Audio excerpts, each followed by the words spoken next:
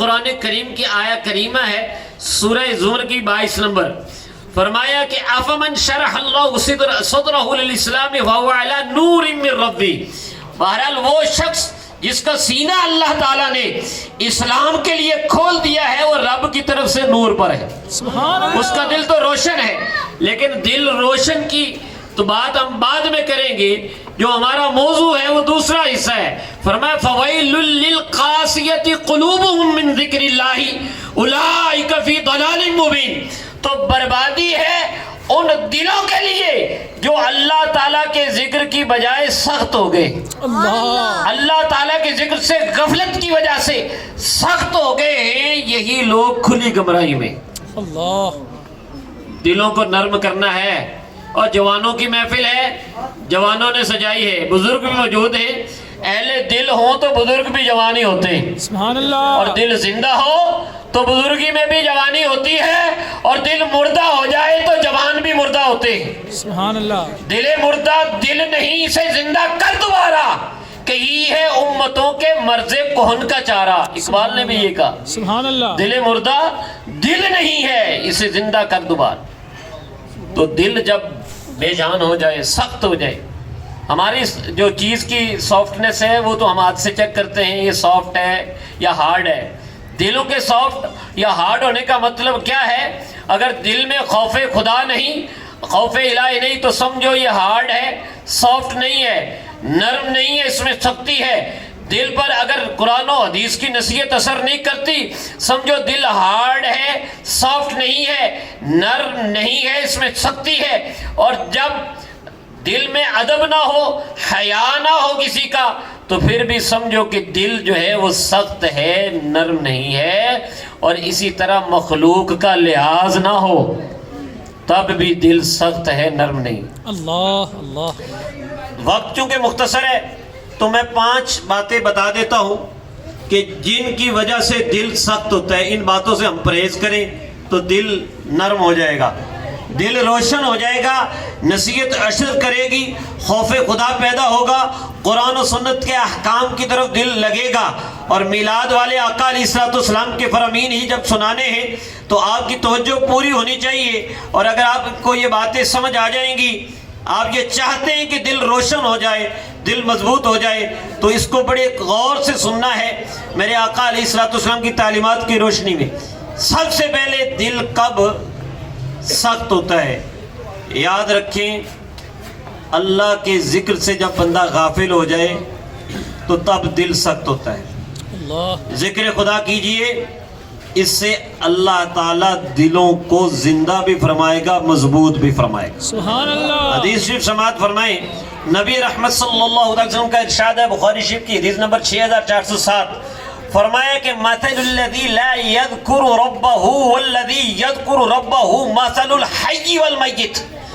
جو بندہ رب کا ذکر کرتا ہے اور جو ذکر نہیں کرتا، ان کی ایسے ہی مثال ہے کہ ایک زندہ ہے دوسرا مردہ ہے. اللہ. تسی زندہ جو کہ مردہ جو زندہ تے سبحان اللہ کو نہ بلند آواز. سبحان اللہ. رب دا ذکر کردا ہے نا جیڑا او زندہ ہے، ذرا آکھو سبحان اللہ بلند آواز. سبحان اللہ. نبی کریم صلی اللہ علیہ وسلم کا ارشاد مبارک ہے، زندوں میں اگر آپ ہونا چاہتے ہیں رب کا ذکر کریں. ایک بات ہو گئی، یہ بہت میں مختصر وقت لے رہا ہوں آپ. دوسری بات یہ ہے کہ جب غفلت میں کثرت سے گفتگو ہو جائے، غفلت کی گفتگو، فضول گوئی جس کو آپ کہتے ہیں، بے جا باتیں کرنا، بلا وجہ کی گپ شپ جو ہے، یہ بھی دلوں کو مردہ کرتی ہے.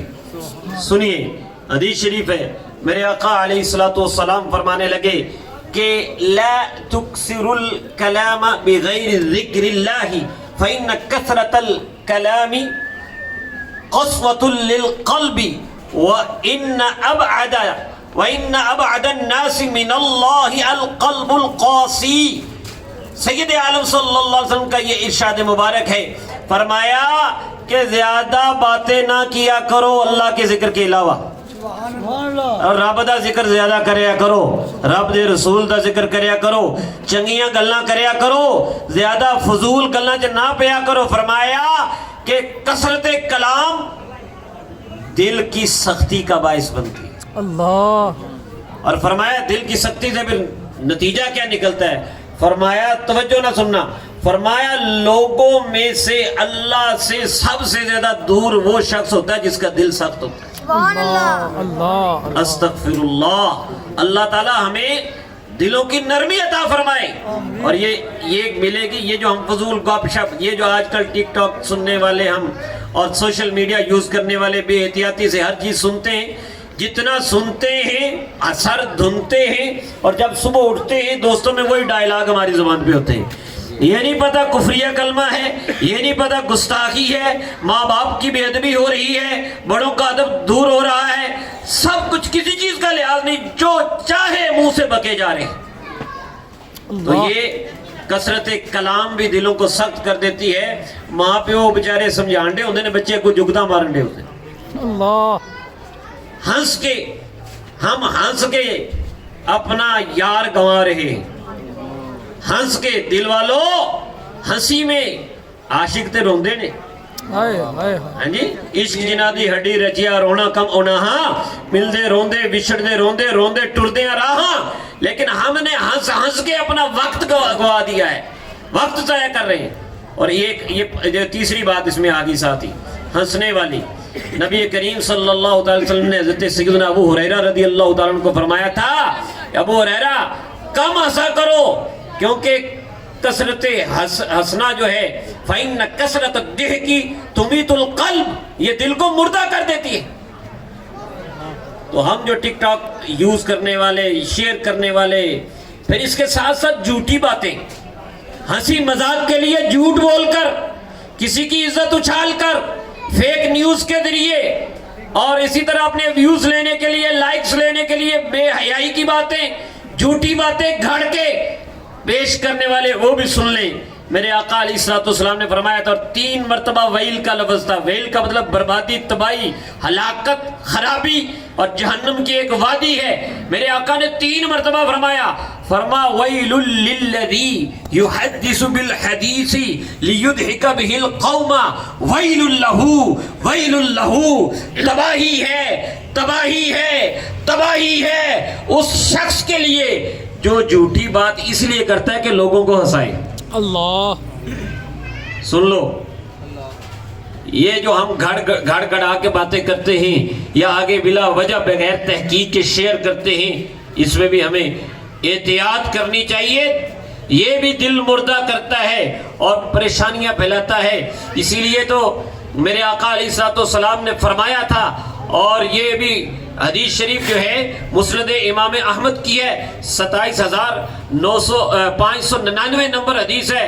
نبی پاک صلی اللہ علیہ وسلم نے فرمایا کہ میں تمہیں ان لوگوں کے بارے میں نہ بتاؤں جو سب سے بہترین ہیں، الا انبئکم بخیارکم، کیا میں تمہیں سب سے بہترین لوگوں کے بارے میں نہ بتاؤں؟ صحابہ نے عرض کی یا رسول اللہ صلی اللہ علیہ وسلم ضرور فرمائیے۔ آپ نے فرمایا، توجہ رکھیے گا، ادھر میری طرف دیکھیے گا، فرمایا الذین اذا رؤوا ذکر اللہ، سب تو چنگے ہونے جنہاں نوں ویکھو تے رب دی یاد آ جاندی۔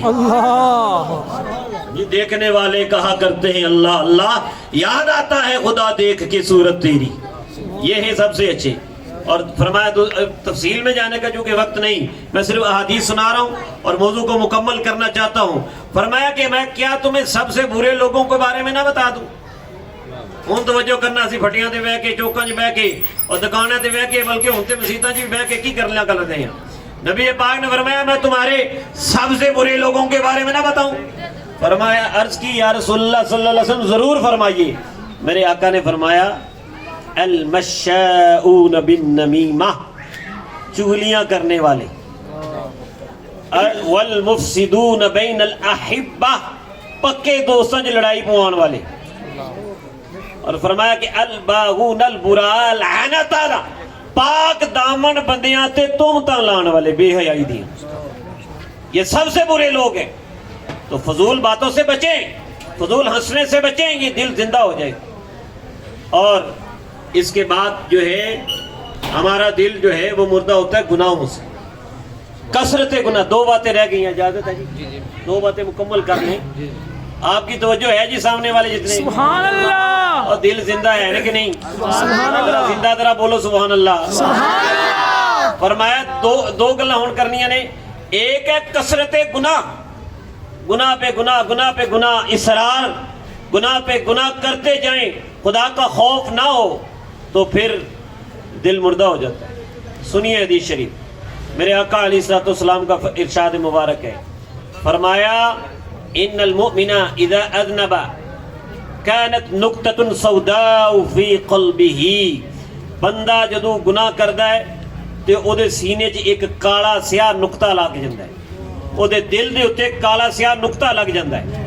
فرمایا فإن تاب ونزع واستغفر صقل قلبه، اگر توبہ کر لے، گناہ چھڑ دے وے، اللہ کو معافی مانگ لے وے، دل صاف کر دیتا جاندا ہے۔ وَإِن زَادَتْ وَإِن زَادَ زَادَتْ، تے اگر گناہ ودائی جاندہ ہے تے پھر سیاہی بھی ودی جاندی ہے، حَتَّى يَعْلُوَ قَلْبَهُ، یہاں تک کہ سارے دل پر سیاہی چھا جاتی ہے۔ اور نبی پاک صلی اللہ تعالی وسلم نے ساتھ فرمایا کہ یہی تو قرآن کریم میں بھی ذکر ہے نا، سورہ مطففین میں، کَلَّا بَلْ رَانَ عَلَىٰ قُلُوبِهِمْ مَا كَانُوا يَكْسِبُونَ، نہیں ہرگز نہیں، بلکہ ان کے دل پر ان کے کرتوتوں کی وجہ سے دھبے لگ گئے، اللہ داغ لگ گئے ہیں، دل داغدار ہو گیا ہے، نصیحت کا اثر نہیں ہوتا۔ کوئی نصیحت کرے تو بس یہی حال ہوتا ہے کہ ناصحہ مت کر نصیحت، میرا دل گھبرائے ہے، اس کو دشمن جانو جو مجھے سمجھائے ہے۔ اللہ، وہ برا لگتا ہے بندہ جڑا چنگی کا مت دیندا ہے، ہائے ہائے، دل سخت ہو جائے جب تو۔ آخری بات فرمایا کہ گانا جو ہے، گانا سننا، گانے کو پسند کرنا، اس سے بھی دل مرد، دل کی سختی ہے۔ ابو داؤد شریف کی حدیث ہے، نبی پاک صلی اللہ تعالی علیہ وسلم نے فرمایا کہ الغناء ينبت النفاق فی القلب، گانا باجا دل میں منافقت پیدا کرتا ہے۔ بچو گے ناتا سنو نا جی، ثناخوانی سنو، نبی پاک کی تعریف سنو، اللہ تعالیٰ کی تعریف سنو۔ اب آخری پیغام، سردیاں آنے والی ہیں، آپ نے یہ سن لیا ہے کہ اللہ کے ذکر سے دل زندہ ہوتا ہے، نیکیوں سے، نیک لوگوں کے پاس بیٹھنے سے، چنگیاں دی سنگت نال دل زندہ ہوتا ہے۔ تو اس سے کرنا کیے گناہ معاف کرانے نا، میرے آقا کا نسخہ آخر میں آپ کے لیے، یہ آخری بات ہے، اس پر ہی سبحان اللہ کہہ دو۔ سبحان اللہ۔ فرمایا میرے آقا نے کہ الا ادلکم علی ما یمحو اللہ بہ الخطایا ویرفع بہ الدرجات، کیا میں تمہیں ایسی بات نہ بتا دوں جس کے ذریعے اللہ تعالیٰ گناہ معاف کر دیتا ہے، درجے بلند فرما دیتا ہے۔ صحابہ نے عرض کی یا رسول اللہ صلی اللہ علیہ وسلم ضرور بتائیے۔ یہ میرے آقا علیہ السلام کا انداز تخاطب تھا نا، کہ جب آپ گفتگو فرمایا کرتے تھے سامعین کو مخاطب کرتے تھے تاکہ سامعین متوجہ ہو جائے، اس لیے پوچھتے تھے کیا میں نہ بتاؤں؟ وہ عرض کرتے تھے یا رسول اللہ صلی اللہ علیہ وسلم آپ ضرور بتائیے۔ تو تین نسخے، تین باتیں فرمایا، اسباغ الوضوء علی المکارہ، جدو دل نہ چاہتا ہوئے، مشقت ہوندی ہوئے، تد وضو پورا کرنا۔ اللہ، ان سردیاں وضو دی وجہ کئی لوگ نماز چھاڑ دیتے، نہ ہوندی وجہ نماز چھاڑ دیتے۔ غسل واجب ہو فوراً غسل کریں، اور وضو کا ٹائم ہو تو وضو کریں اچھی طرح۔ جب مشقت میں پانی ٹھنڈا بھی ہے آپ وضو کریں گے، اللہ تعالیٰ گناہ بخش دے گا، درجے بلند فرمائے گا۔ سبحان اللہ۔ نسخہ نمبر 2، کثرت الخطا الی المساجد، مسجدوں کی طرف زیادہ آنا جانا۔ مسجد کی طرف کس طرح آؤ جاؤ گے؟ کس کام سے؟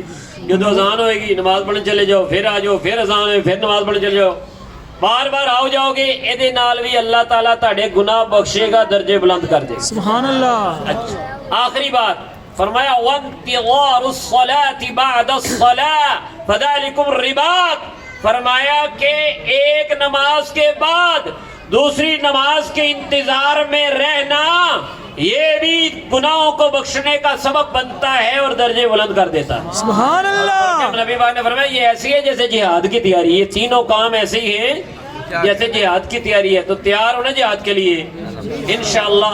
اپنے پیارے آقا علیہ السلام کی جو ارشادات سنیں، اللہ تعالیٰ مجھے اور آپ کو اس پر عمل کی توفیق عطا فرمائے، اور اگر چند منٹ میرے زیادہ ہوں گے تو اس پر میں معذرت خواہ ہوں۔ وما علیہ الا البلاغ۔